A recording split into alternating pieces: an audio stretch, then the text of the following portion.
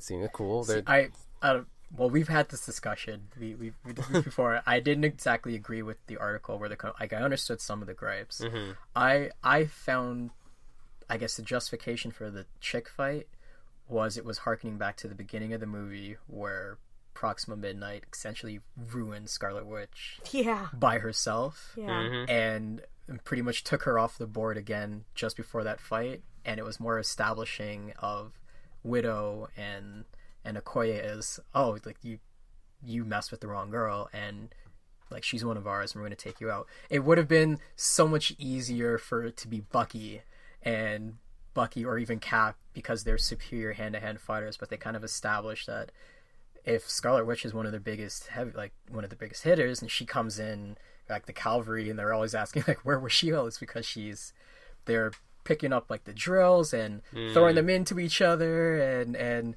she is clearly an Omega level threat. That these two just badasses that don't have any powers take out Proxima, and like I think they were trying to establish them as the badasses they were. That's just how I saw it. If I had to ask you ladies then how to fix the scene, who would you pit against Proxima I and honestly why? just would have switched it out where who would you have had fight if I had to switch it out a little bit, also because I think that I would have liked to see Proxima go after Vision as like a way to get back at Scarlet. Yeah. And had Corvus in the front lines, because Corvus Glaive was supposed to be the general. Like, he's not the stealth fighter per se, so I think Corvus that would have and looked... Ebony Maw are like the two leaders. And Ebony Maw like from a visual standpoint, I just think it would have been like really badass with Okoye being a spear wielder to also go against Corvus and like maybe disarm him and steal his weapon. Like there is a lot of opportunity, I think, to play around with that stuff. And it's also something that they left out, but Corvus and Proxima are married. Yeah. So like you're gonna have some sort of interplay with Vision and Scarlet Witch and Corvus and Proxima. No matter how you spun it, they just chose to keep it with the two men and the two women. But if there's any sort of combination between the four, it still would have worked, in my opinion. Yeah. So. But that kind of ties into again like the next gripe, which was the Black Order. And for me, visually, I thought the character designs were great. Fantastic. The motion capture looked amazing. Yeah, like, really well done CGI. But again, I felt like they were built up to be this, like, big bad... Like, Thanos' generals, they're supposed to be... Well, they were pretty badass. Ebony Maw was the most Ebony Maw, badass. I think, got the most of the badassness there. Because of his candor. And he took on Doctor Strange solo. And he can do that. No, and that was awesome. But, like, I felt the others, I didn't get enough. And I was like... Oh man, like more. Like we only got really, for me, I mean, I loved Hela in Thor Ragnarok because yes, amazing female villain, and I really wanted Proxima to kind of channel a little bit more of that. Like we need just more really badass women on the bad guy side. So that was Nebula. Was. Yeah. I mean, she's our great anti-hero, and she's still fantastic. I still love Nebula. Yeah. Shout out to that amazing cosplay that I saw the other night of Nebula. But but yeah, I really was looking forward to seeing Proxima in action, and I kind of wish they had a little bit more to do. I mean, I think having a little bit more backstory for the Black Order would have been nice. Because I mean, Supergiant was reduced to 2 fights. Supergiant is capable of a lot more than that. Oh, you mean Cull Obsidian? Black Dwarf? Because Supergiant is his comic book name. Okay, so clarify. Isn't Supergiant the other female, though, that's on the Black Order? And Black Dwarf is Black Dwarf the other female? I think Black Dwarf is the other female. Supergiant has always been the muscle. Okay. That's what he was, It's just Supergiant is a bit too on the nose of a name. So I think, they changed it to Cull Obsidian for the movie.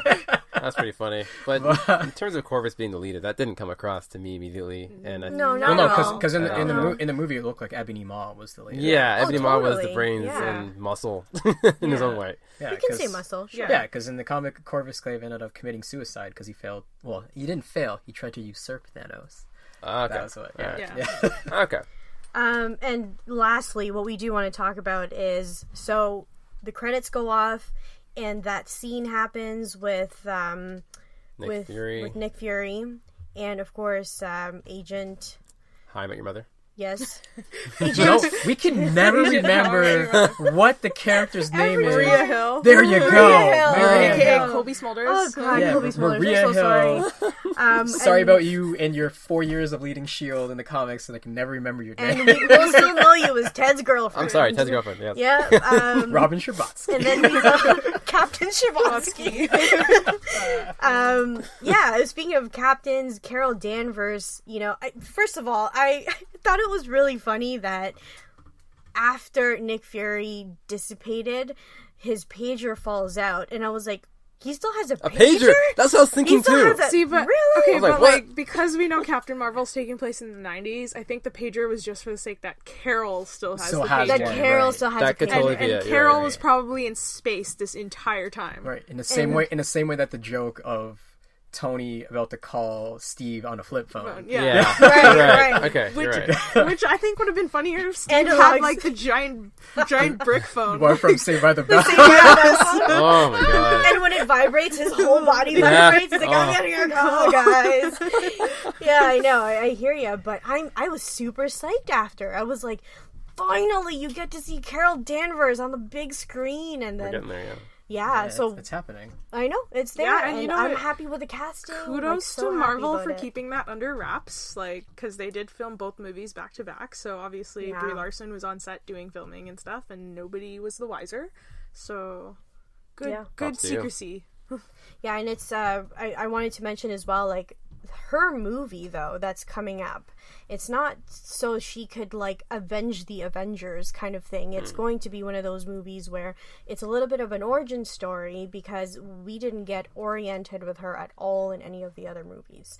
So I appreciate that what Marvel is doing is, us getting to know her, and of course people who didn't read comic books will now get to know her, and then just see like how amazingly awesome, incredible, fantastic she really is. They're de-aging Samuel L. Jackson so he can be 90s Nick Fury. And we'll get to see the Kree not as villains in this movie. And Interesting. Coulson's gonna be back. My only hope is that they don't go ham with like 90s nostalgia, and like I we feel don't like they're see going jelly to. shoes. I I don't think this movie will make sense if they don't go Yeah. ham. Slinkies Slinkies everywhere, Yeah. like Spice Girls playing on yeah, the and pods. Yeah. pogs. Have you not Carol seen Danvers Ready playing Player things? One? That whole movie was one big I'm so nostalgia down. trip. My only down. hope is that they don't reduce Nick's age the same way they did with Professor X and Wolverine, where he just looked CGI Botox.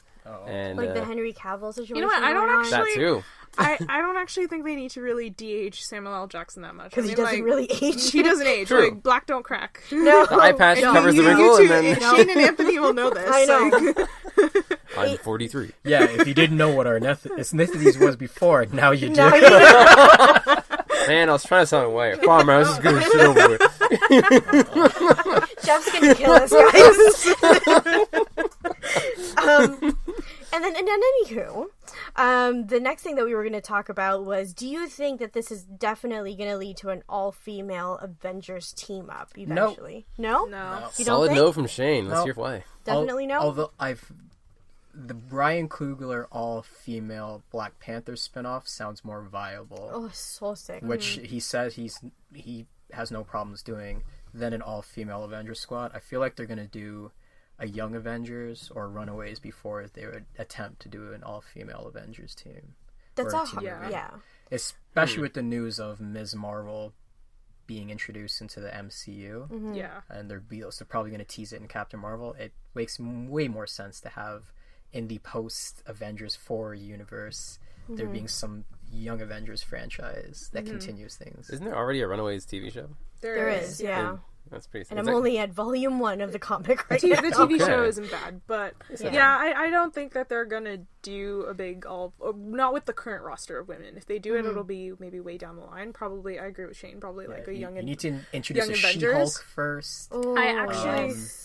Maybe a Tigra at some point. Squirrel Girl? I actually Let's wouldn't be. not. I wouldn't stop be right there. surprised if Marvel's just gonna bide their time with that idea and just see what DC does with their Birds of Prey that's gonna come out, and if that works or not, and then go from there and be like, either they have something to beat and rise up to, or they have something that they can just easily surpass, because DC and their inconsistencies right now. So I don't Yeah. like Margot Robbie's comments that Birds of Prey is gonna be like some R-rated fun romp. I'm like, Birds of Prey was not that sort of franchise, so that has me worried already. No, so you know Marvel what? can just take a wait and see approach. For sure. Okay, you know what? With Margot Robbie, I wouldn't trust words coming out of her mouth, but I will say that the filmmaker that they have behind Birds of Prey does do serious material, so I don't think it's going to be whatever she says. I think it's they're it looks like DC's learning their lesson now, and they're focusing on their filmmakers. Yes, please. From the looks of it, they're focusing on their filmmakers and not on their stars anymore.